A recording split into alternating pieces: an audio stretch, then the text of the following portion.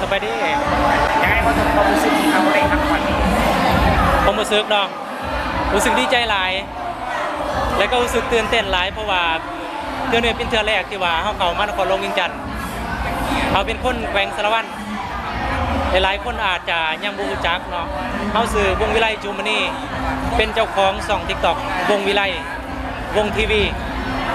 และก็เป็นผู้ก่อตั้งเพจสมองเสียทีหลายๆคนอาจจะยังรู้จักว่าไผเป็นแอดมินเนาะซึ่งเป็นข่าวพระเจ้าเองที่ว่าเขียนบทความสายแรงบันดาลใจ Inspiration ลงซึ่งลงทุกวันเลยเนาะบริยุทธ์ปัจจุบันนี่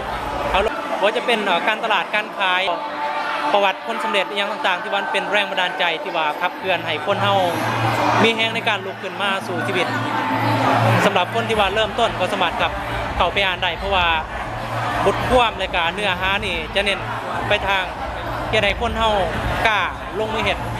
และก็กล้าเริ่มต้นและสำหรับรางวัลนี้ถือว่ารู้สึกดีใจหลายรู้สึกภูมิใจหลายและก็ดีใจที่ว่าทางมวลอวอร์ดเฮาได้เชิญเอาซื้อเฮาเข้ามาสิ่งนำก็ดีใจเพราะว่าเฮาบ่ได้คาดหวังอีหยังแต่ว่าดีใจเพราะว่าผลงานที่ว่าเฮาเฮ็ดตลอดระยะเวลาปี1-2 ปีที่ผ่านมาว่ามันจะประจักษ์ตาให้กับคนอยู่ในสังคมเฮาเห็นตีประจำใจบ่สำหรับวงวิไลเนาะก็ตีประจำใจก็จะเป็นถ้าเฮามี1สมองใน2มือถือว่าเฮาสามารถเริ่มต้นได้ทุกคนสามารถเริ่มต้นได้ขอเพียงแต่ว่าเฮาฮู้ว่าเฮานี่มี1สมองใน2มือต่อให้มื้อนี้เฮาบ่มีเงินหรือว่าเฮาบ่มีต้นทุนอีหยังเลยก็ตาม